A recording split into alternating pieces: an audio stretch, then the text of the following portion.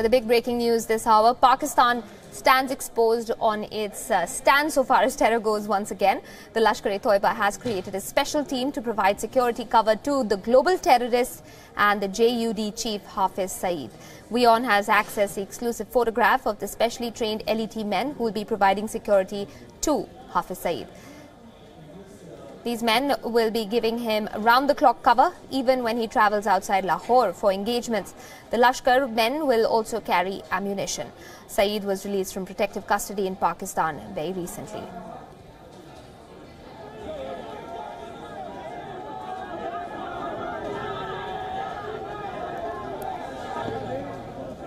That's the big story this hour. Pakistan has once again exposed itself on the global front as far as its stand on terror goes.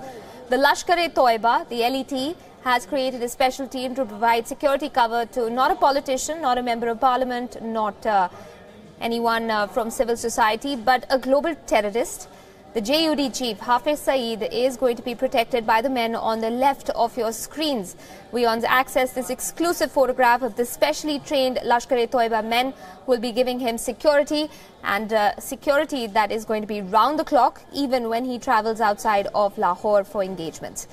These men will be armed, they'll be carrying ammunition. Now, Hafiz Saeed was released from protective custody, if you can call it that, or house arrest in Pakistan recently when the state failed to provide credible evidence against Hafiz Saeed.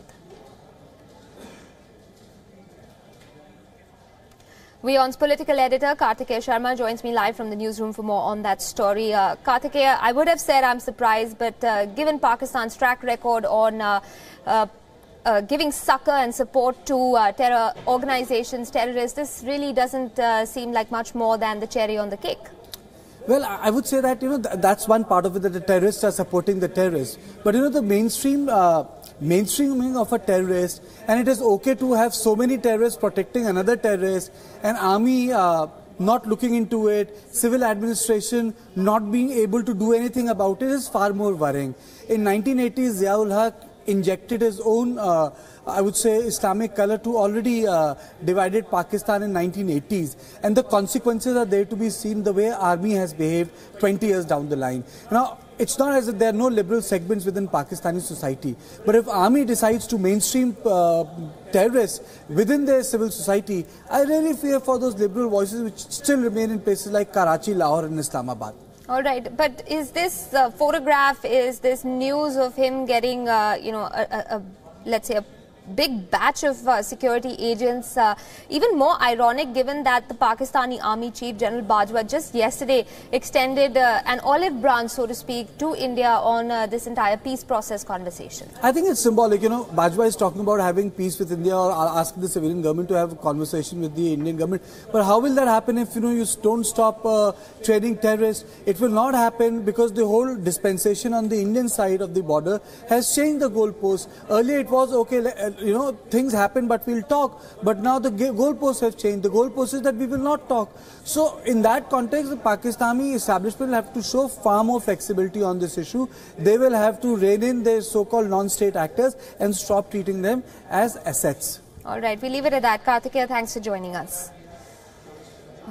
Let's move on. They are so tiny that you'd probably miss them on the map. A group of small islands tucked away in the Western Pacific, east of the Philippines and north of Australia. Micronesia is in the news for a yes vote in the United Nations General Assembly.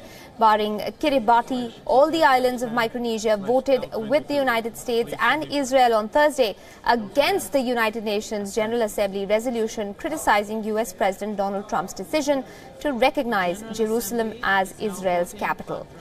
9 countries which voted against the resolution: US, Israel, Togo, Guatemala, Honduras, Micronesia, Palau, Marshall Islands, and Nauru. The US finds itself isolated because 128 votes went in favor while 9 went against, with 35 abstentions. 21 countries chose not to vote at all. Is as follows. The vote in many ways had brought some traditional rivals together, including Saudi Arabia and Iran, India and Pakistan, and Armenia and Azerbaijan. Draft resolution A/ES-10/L22 is adopted. India raised its voice twice at the United Nations this week. Once to disapprove of the US President Donald Trump's decision to shift his embassy from Tel Aviv to Jerusalem in Israel, and then again to protest the inaction of the United Nations Security Council over designating the Afghan Taliban as a terror group, even a year after receiving a request from Kabul. Has the UN become a white elephant? Our senior foreign editor Padma Rao asked that very question.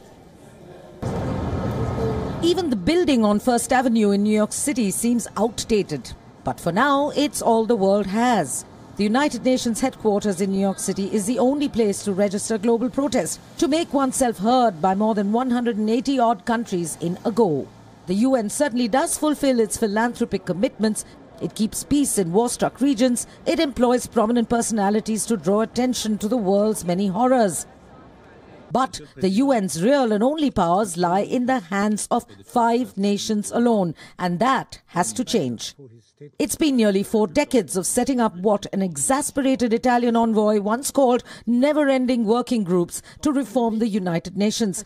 And yet, on the banks of the East River in New York, not much has changed, neither in the General Assembly nor in the elite club to which only the United States, France, the United Kingdom, Russia and China belong. The overwhelming majority of the General Assembly has voted to denounce President Donald Trump's decision to recognize Jerusalem as the capital of Israel. India was among that majority. The vote made headlines and allowed the General Assembly to be back in the limelight for some hours. But collective disapproval by the world body is hardly likely to persuade Washington, no matter how isolated, to change what is essentially a bilateral matter between the United States and Israel. A day later, the relative toothlessness of the world body was highlighted again. This time, India took the lead. And this time, it was about the elite club of the Big Five, the Security Council itself. Listen in to what Deputy Permanent Representative of India to the UN, Tanmay Lal, said. While new threats emerge from the Islamic State, the Security Council cannot even decide whether to designate the new leaders of the Taliban as global terrorists or to freeze the assets of the slain leader of the group more than a year after the issue was brought to its attention by Afghanistan, unquote. Little wonder that Pakistan's envoy to the United Nations, Ms. Maliha Lodi, had a pat response to the discussion on Afghanistan in the Security Council. There are no safe havens. The only safe havens that exist for the insurgents and for Daesh, that is the Islamic State, and other terrorists are within 40% of Afghan territory, unquote. The almost simultaneous arrival of United States' Vice President Mike Pence in Afghanistan and his utterances there were lost on no one, especially in New Delhi, which has pointed out the self-serving nature of Washington's relationship with Pakistan for decades. For too long, Pakistan has provided safe haven to the Taliban and many terrorist organizations. But those days are over.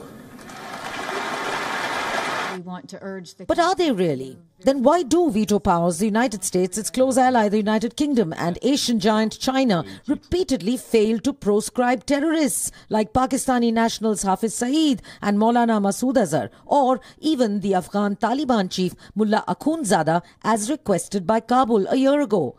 It's an open secret. Pakistan is the United States' most pliant lackey in its so-called war against terror in Afghanistan. China, on the other hand, is Pakistan's closest brother-in-arms against India. As long as those two dubious marriages remain intact, the hammer of the veto in the Security Council will continue to deafen the world and keep terrorists on the loose. Padma Rao, WION. And with me on the broadcast right now is our senior foreign editor, Padma Rao, who's joining us from the international desk. Padma, good evening. From the report that you've painstakingly put together, it's very apparent that the United Nations, in many ways, is in dire need of refurbishment. In that sense, do you think that it puts the United States in an interesting position because it's constantly asked for the UN to sort of re-evaluate itself, and yet it stands isolated today as far as that UNGA vote goes? You know, Aisha, when I was actually covering the United Nations at its headquarters several years ago, the United States was at the forefront of criticism from the United Nations for being then a defaulter to start with, and also for being pretty wishy-washy over, global terror issues and taking a stance on them. And I don't think that position has really changed among any of the 5 veto powers of the Security Council, and that's where the essential problem lies. The Security Council was created after the Second World War to reflect the needs and necessities of the world as it stood then. But in the meantime, that has long been overhauled. India is an emerging superpower, and India, Japan, Germany, there are various other countries that claim, also that they need to be represented within the Security Council, armed with a power to veto issues that concern them. That is not going to happen. And as you saw, repeatedly, India has tried to raise the issue of Maulana Masood Azhar, a Pakistan terrorist who has been trained, armed and infiltrated by Pakistan into India, just as Lashkar's Hafiz Saeed has. But each and every time, even if it is in the United States, or if the United States, sort of says nothing and therewith acquiesces with India, it is then China, Pakistan's other neighbor, that comes to Pakistan's rescue. So the Security Council is drastically in need of overhaul, and indeed the General Assembly of the United Nations, where the majority, the bulk of the membership of the United Nations is represented, needs also to be overhauled and empowered to a greater extent, so that the vote, for instance, on Jerusalem the other day, that it doesn't remain just a symbolic gesture or a symbolic note of disapproval, but has some teeth to go further than that. Absolutely. And Padma, if I can ask you, India has obviously, approached various multilateral fora to bring forth its point of view when it comes to issues pertaining to New Delhi, for instance, Pakistan's sponsorship of terrorism. Do you think that this has been a nimble-footed approach by India, keeping in mind that many questions that have been asked about the United Nations appeal and therefore, and also its importance in today's current context? Absolutely. I think India has taken has begun to take a much firmer stand on making its voice heard, and in every available international forum, including and especially the United Nations. But I think what India is also needs to do, and is indeed in a position to do now, is three things. One is to twist the arm of many nations that are still tightrope walking over declaring Pakistan or recognizing Pakistan as the motherlode of terrorism. As far as India is concerned, and indeed as far as many other nations are concerned, it needs to also, tie that in with trade relations. It also needs to take a firmer stance, perhaps in the military sense. Now, of course, alarm bells will be rung because both countries are nuclear armed. But there is such a thing known as a drone, and it has been invented by the Americans. So there are surgical strikes are quite possible. That's what the Indian Army has been saying for many, many years. And it remains to be seen whether India will toughen up its stance, indeed, over other issues, just as it has its diplomatic voice in global forums.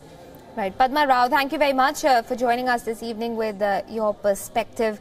We're going to continue the broadcast for a while longer. We'll turn our attention now to South Africa, specifically to the port city of Cape Town, which is in the midst of a severe water crisis, with most of the city projected to be without water by May next year. South Africa is witnessing a major drought, with 2017 being the driest year in decades. The water crisis in its second largest city, Cape Town, has worsened, with dam levels going down. Water consumption levels in the city have also risen recently to more than 600 million litres per day.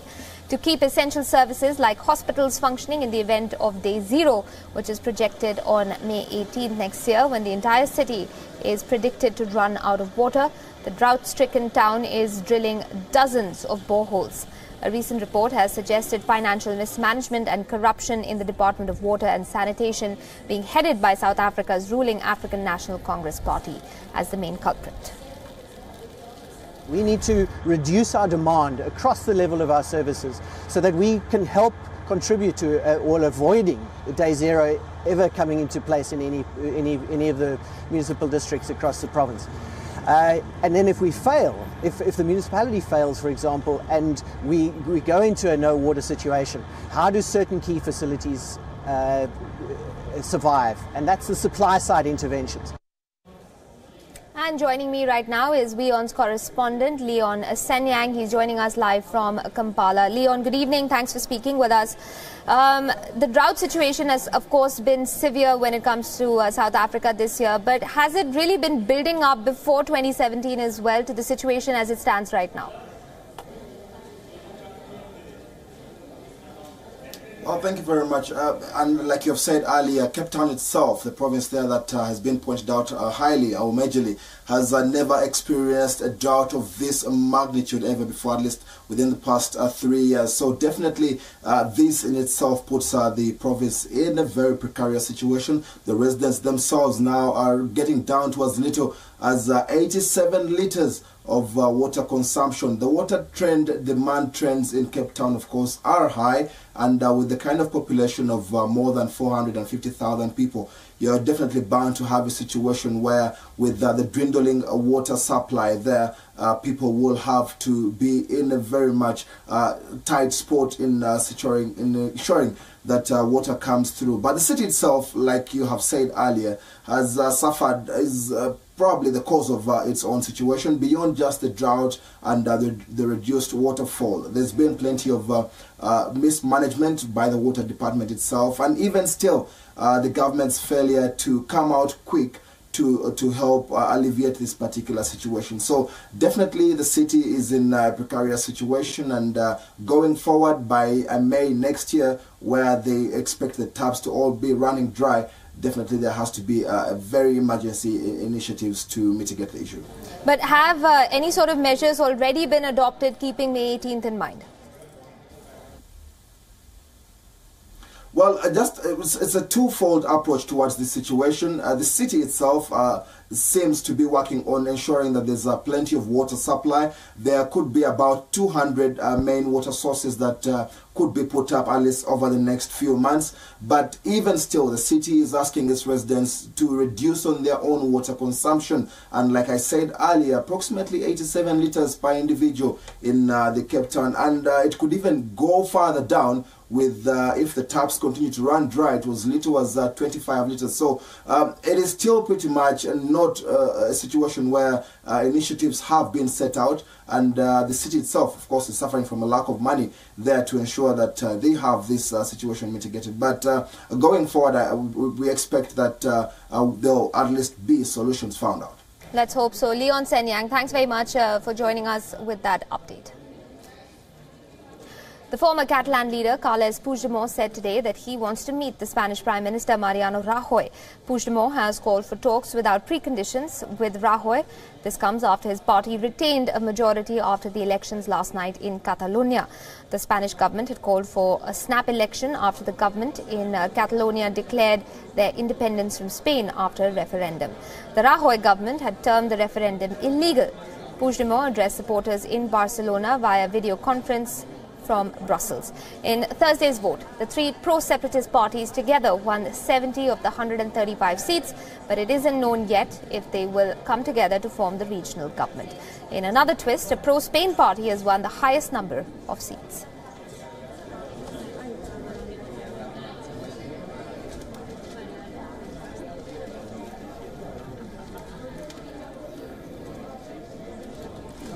That's the big news coming out of Spain. The former Catalan leader Carles Puigdemont has extended an olive branch, so to speak. He says that he wants to meet the Spanish Prime Minister Mariano Rajoy.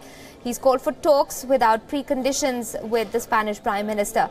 Now, all of this follows the elections in Catalonia. There were snap elections after the government in the region declared independence from Spain in a referendum that the Rajoy government called illegal.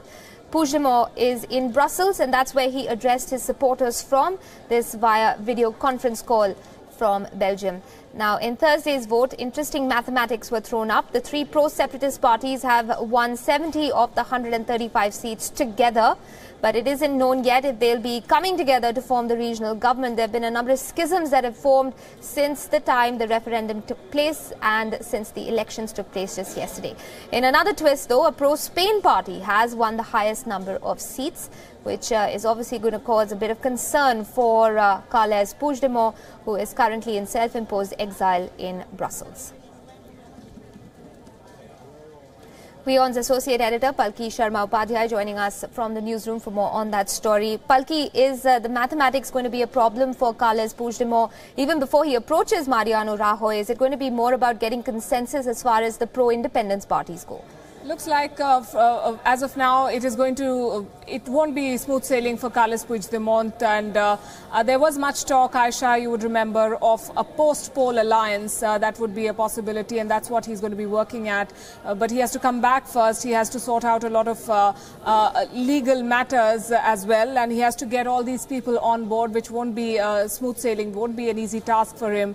And then again, Catalonia is a very, very important region of Spain. 16% of Spain's population lives here, and their aspirations rest on his shoulders and of those who have been voted in majority. So that is a political and moral responsibility that Carles Puigdemont and his party will have to fulfill, should be looking at fulfilling. Absolutely, and he has said that he wants to talk to Mariano Rajoy without any preconditions. Is that in some way mitigating the chances of because he faces arrest on return to Spain, given that he's been charged with sedition, and of course also making sort of hedging his bets just in case the pro-independence parties don't walk the talk?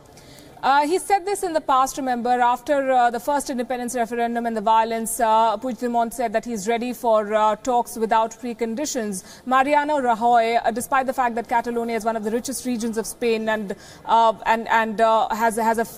has a huge chunk of its population, does realize that he's in fact in the commanding position here, and he can call the shots. So yes, we are going to have to wait and see how Mr. Rajoy responds to those overtures. I understand that Madrid was looking at the possibility of having an election and proving to the world that Catalonia does not want out of Spain. That's not happening right now. So the moves of both the leaders are going to be watched very, very closely. But remember, Europe is in favor of a united Spain. So Carles Puigdemont will find it very difficult to convince not just his potential allies but also the government in Madrid to do things his way. Absolutely. Thanks, Palkey, very much for that update. We'll, of course, continue to look at what's happening in Spain. For now, though, let's take a quick look. If I think we have enough time to have a quick look at our next story, that's India and China. They've held a fresh round of border talks in New Delhi today.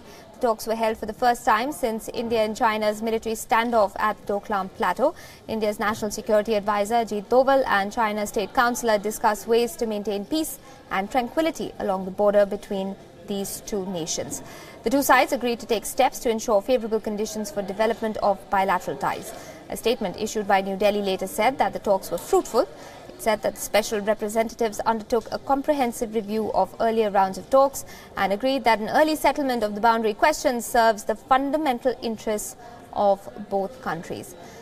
They also emphasized that it's necessary to maintain peace and tranquility in the border areas. Both sides also exchanged views on regional and global issues of mutual interest. So that's really been the outcome, so to speak, from this fresh round of border talks between India and China, the first since the 72-day-long standoff between the two countries in the Doklam Plateau. WION senior correspondent Ramesh Ramachandran with me on the broadcast from the international desk. Ramesh, they've been described as fruitful, but when it comes to India and China, there are obviously lots of associated issues that probably won't come up for public consumption. It was the 20th round of talks, and as per the statement put out by the Indian side, the meeting was, as you mentioned, fruitful and constructive. But interestingly, both sides also exchanged notes on the contemporary India-China bilateral ties, and that means that they discussed issues other than the border, which includes Doklam standoff, which ended in August this year, and also the other contentious issues, including India's quest for membership of the Nuclear Suppliers Group, and also China's opposition, continued opposition at that, to the proscription of Pakistani terrorist Masood Azhar. So these and other issues, including Belt and Road Initiative, of which the CPEC is one offshoot, would have come up with discussion between the two leaders, officials, when they met here in Delhi. All right, we'll leave it at that. Ramesh, thanks very much for that perspective. Time for us to wrap up this edition of WION Dispatch.